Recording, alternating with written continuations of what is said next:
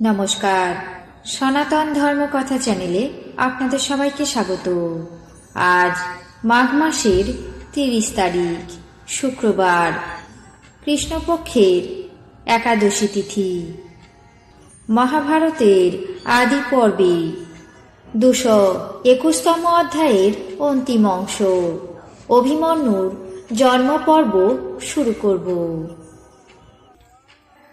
নারায়ণং নমস্কৃত্য নরং চৈব নরোত্তমং দেবীং সরস্বতীং ব্যাসাং ততো জয়মুদীরয়েৎ।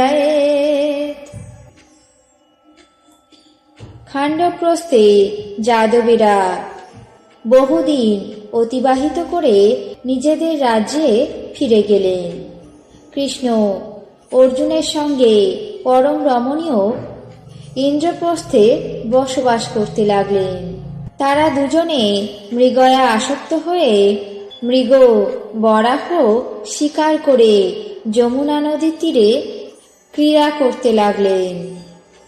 তারপর ইন্দ্রপত্নী শচী যেমন জয়ন্তকে প্রসব করেছিলেন, তেমনি কৃষ্ণের প্রিয়তমা ভগিনী সুভদ্রা সুবিখ্যাত সর্বলক্ষণযুক্ত এক পুত্র প্রসব করলেন।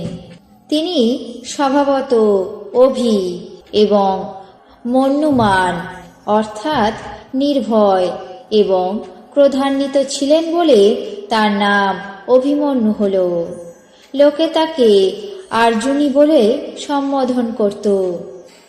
যেমন সংঘর্ষণ দ্বারা শমীবৃক্ষ থেকে অগ্নি উদ্ভব হয়, তেমনি ধনঞ্জয়ের থেকে অভিমন্যুর জন্ম হয়েছিল।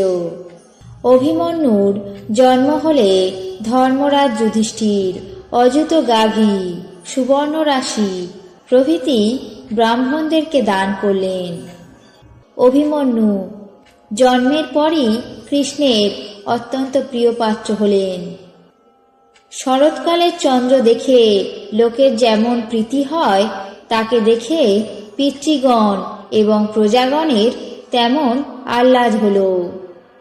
তার জাতকর্ম প্রভৃতি সমস্ত শুভ কর্ম স্বয়ং বাসুদেব কৃষ্ণ সম্পন্ন করেন।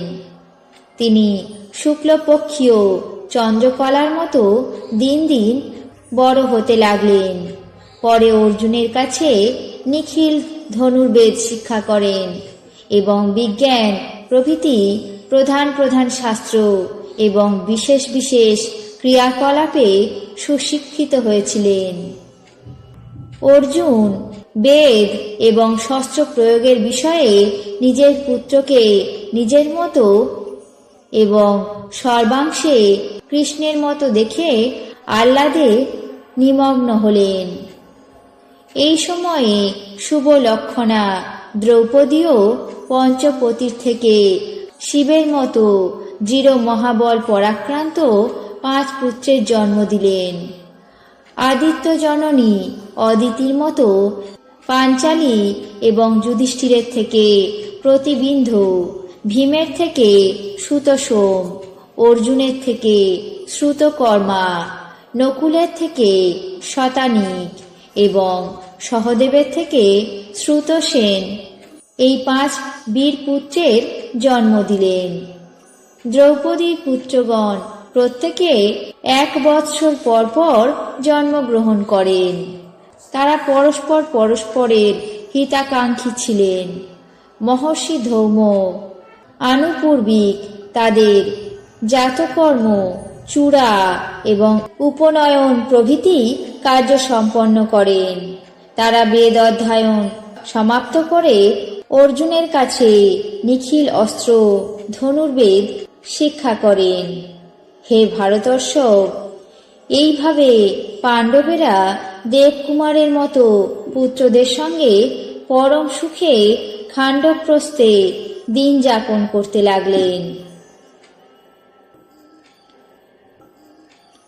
আজ মহাভারতের আদি পর্বের 221তম অধ্যায়ের অন্তিম অংশ অভিমন্যুর জন্ম পর্ব এখানেই শেষ করছি।